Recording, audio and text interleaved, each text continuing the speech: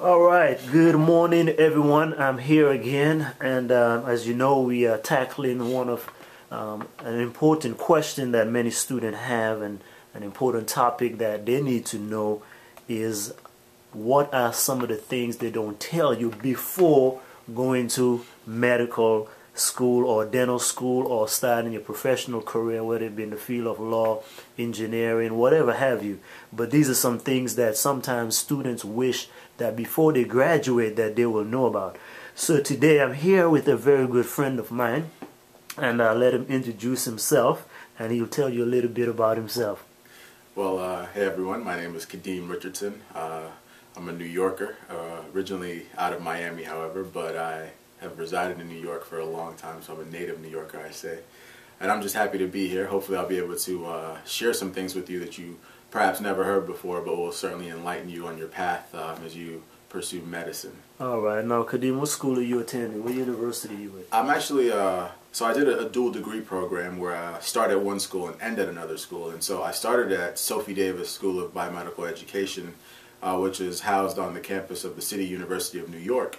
But I'm getting ready to start at SUNY Downstate Medical Center in Brooklyn, New York. Okay, in Brooklyn. I have most of my family are in New York, actually, my brothers, cousins, and everybody. I'm just chilling in the South.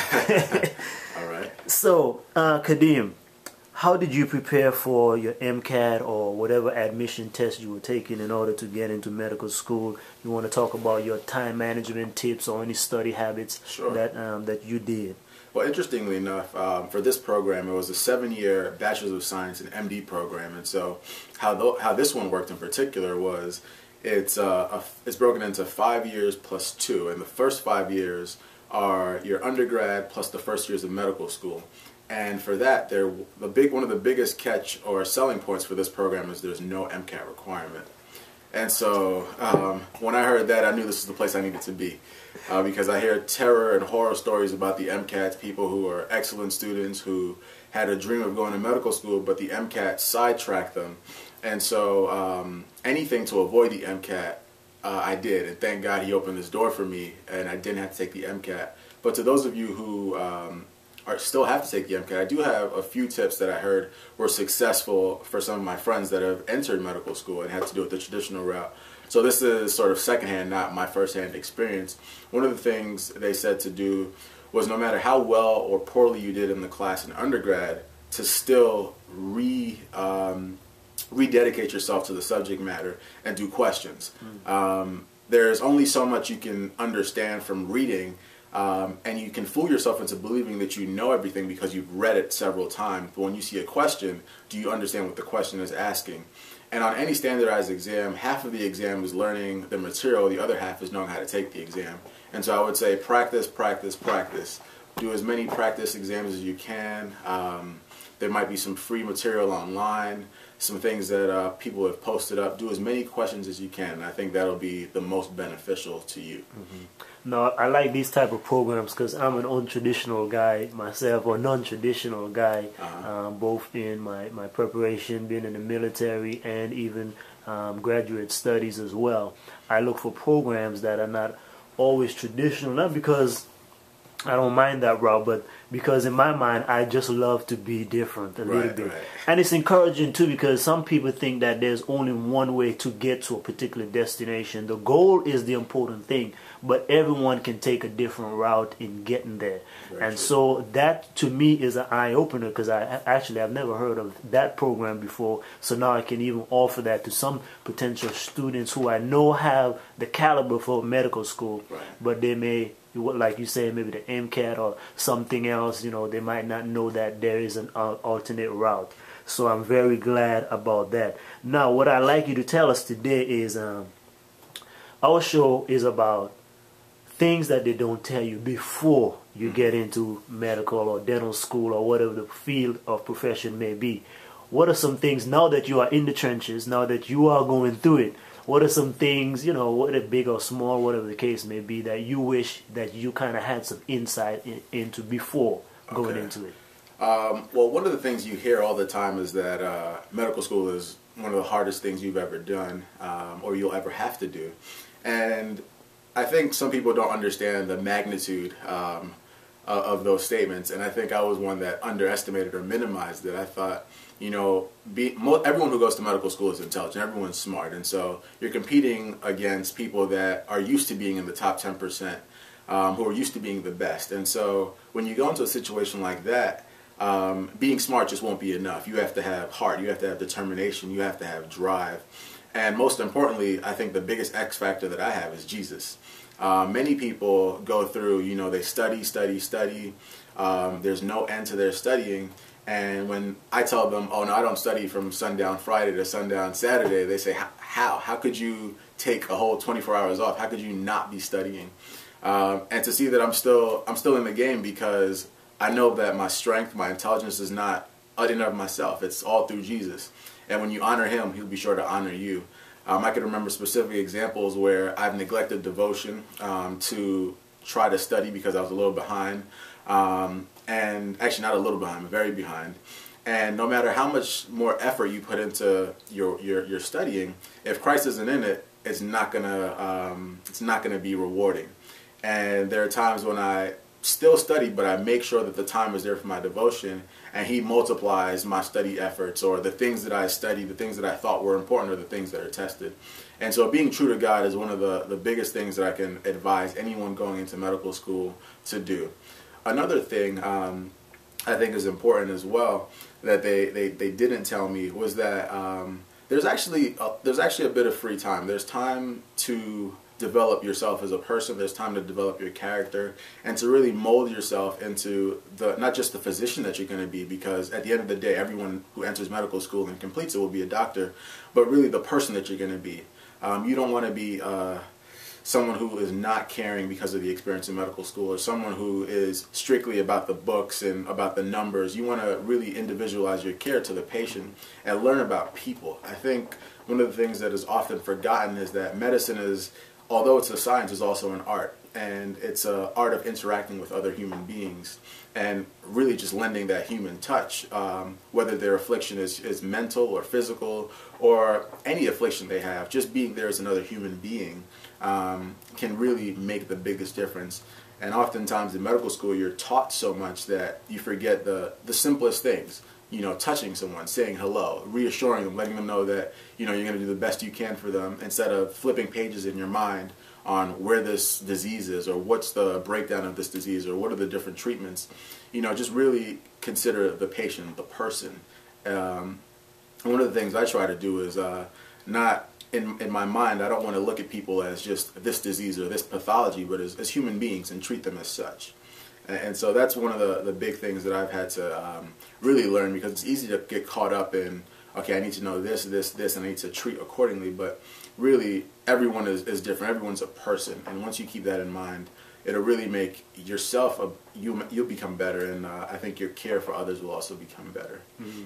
That's some wonderful tips. I think those apply not only to those who are trying to get in or before they get into, but even those who are graduating med school or even about to start their practice. Those are key things. One of the things I hate when I go to a doctor is, like, you know, I know they have a lot of patients that day, but you're right, you come in and they ask you what's the problem, and then they, you know, look through the computer or whatever, and they write a prescription and say go out to the receptionist or the front desk, and they'll give you this drug, and that's it. And, you know, sometimes you as a patient don't even have time to ask them what's wrong with you. Like, there's no reassurance, like, it's going to be okay. Like, you know, most people leave there without an explanation even of what's wrong with them. It's just, tell me your symptoms, bam, this is what's wrong with you, give you the prescription, and you head out. But that personal touch is very important, because it happens in many other businesses where people get that personal customer service. It has to be high caliber. So I hope future doctors and dentists and any other professional will take those into consideration. Did you have to take any interview? Have you done any interviews? Oh, yes, I did, actually. I had, to get into the program, there was a series of 3 interviews that I had to have. 1 was with a student, and 2 were with a faculty or a dean. And now, as a senior in the program, I'm actually, I interview students who are coming in. And so I now have an inside look on what they're looking for, and so you're kind of getting the inside scoop here on what admissions committees are looking for in potential applicants. The biggest thing I tell people when they're interviewing, once you get the call for an interview, they saw something that made them like you. Now it's up to you to not make them say, this is not someone from my school. It's kind of like going out on a date. If the girl says yes, it's now your job not to mess it up. And so it's the same with an interview. You go in, you put your best foot forward, you sell yourself like there's no tomorrow, and you let them, you pretty much prove to them why you belong here and why the school will be better because you're here. I think a lot of times people look at a school and say, this is what I can get from the school, but you also need to say what you can give to the school, whether it's leadership, whether it's your extensive volunteering, whether you're going to be dedicated in a specific department. But it has to be a mutual give and take. It can't just be, I'm coming here to take everything, but I'm not going to give anything back. And so that's one thing. Another thing is just be confident. Be confident in who you are. Don't try to be someone you're not. If you're shy, be shy, but also be confident in your shyness. I think there's a thin line between arrogance and confidence, and I think some people certainly dance along that line, and it'll seem like you're patting yourself on the back the whole time, which is not advised. I think you should let the interview just mature. Don't let yourself be a stat sheet where you're saying, I did this, and so I'm great. This is why I should be here.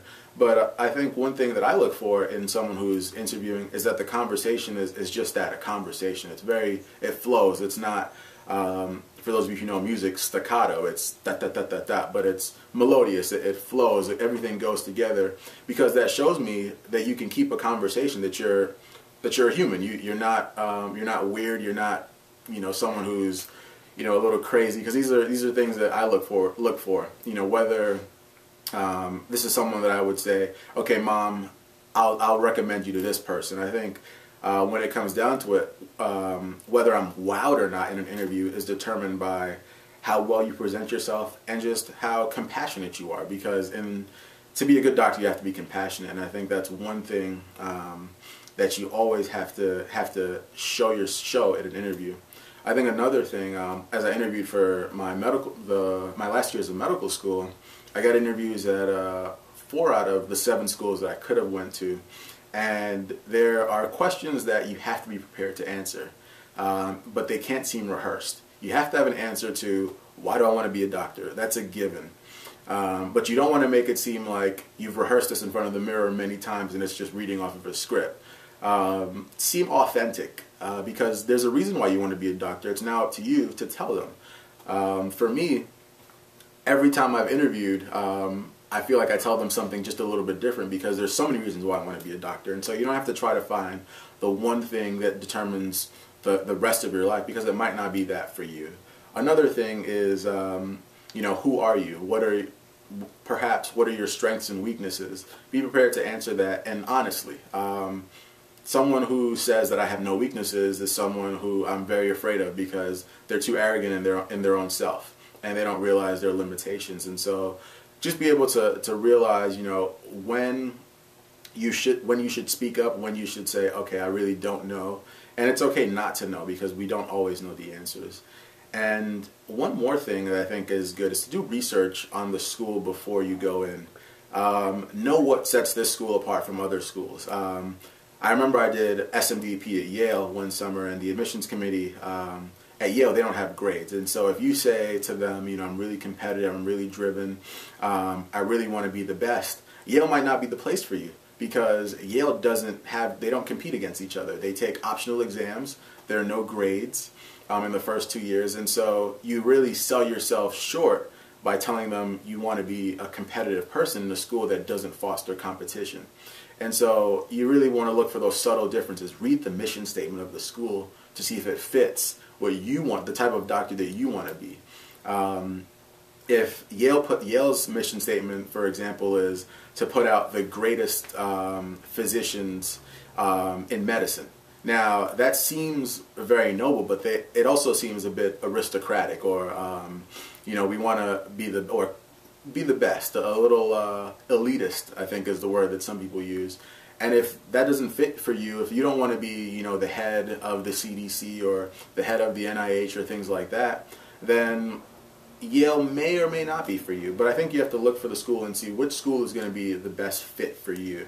And in my decision, after I interviewed at all these schools and ranked them, it really came down to, where do I feel most comfortable? Where did I think that I'd be able to gain the most as well as develop myself to be the doctor that I wanted to be. Because at the end of the day, you're going to learn your biochem, you're going to learn your anatomy, you're going to learn your physiology, your farm, your path, no matter where you go. That's a given. But it's really the X factors in the school, the little things that set them apart that'll make the biggest difference.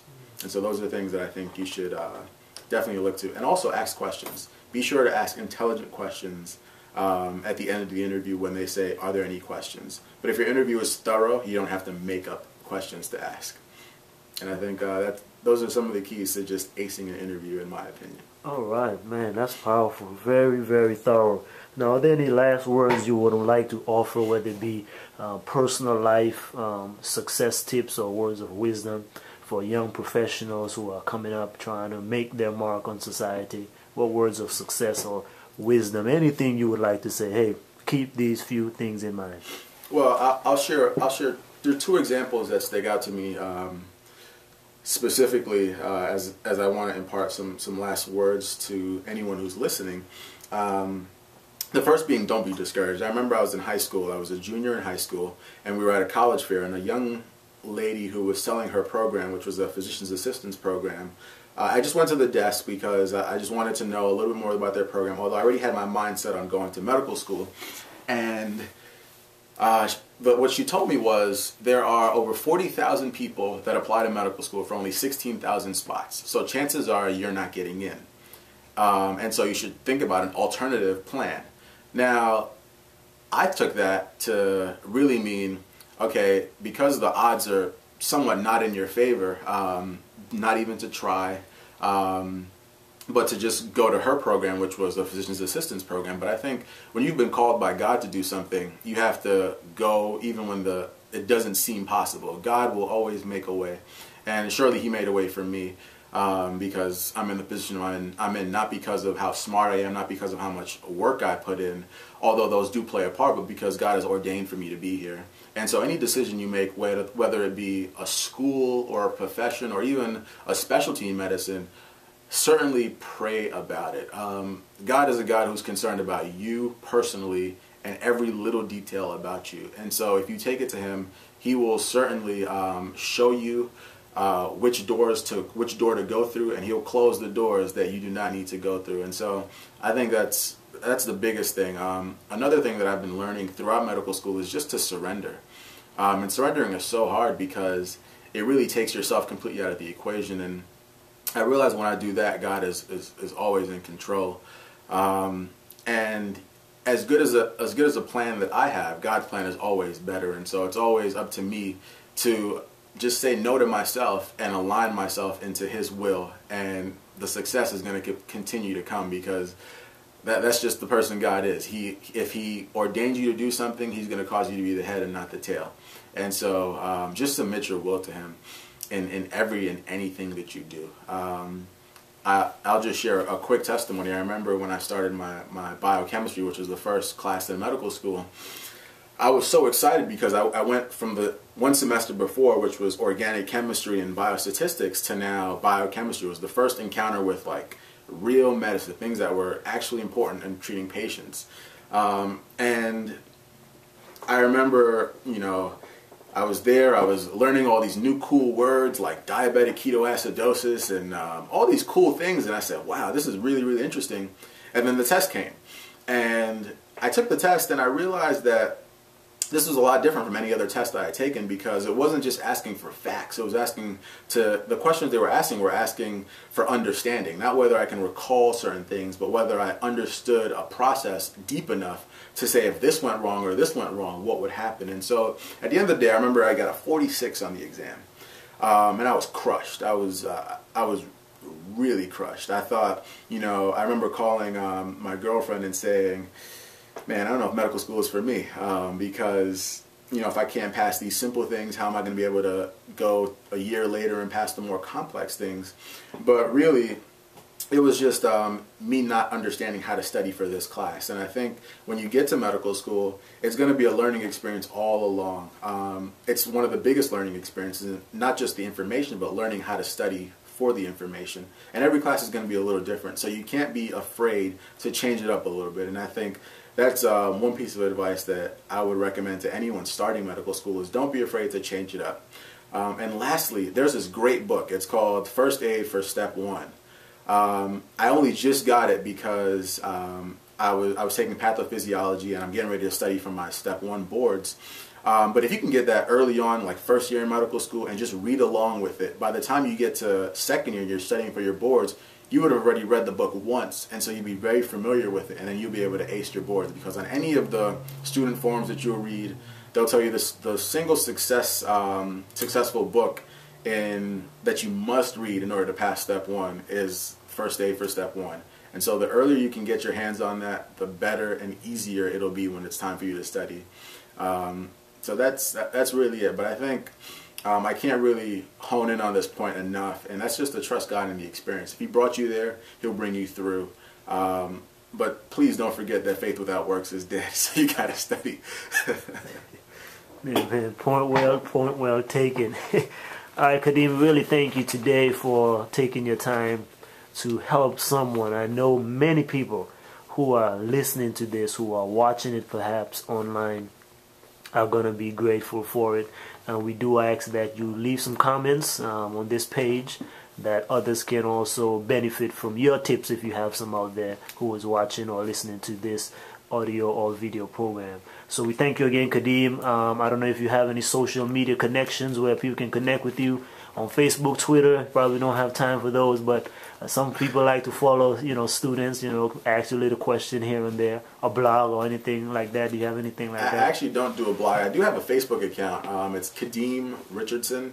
If you search for me, I think the network is CUNY City and NIH or Temple, because those are all networks that I was also affiliated with. So that'll be me.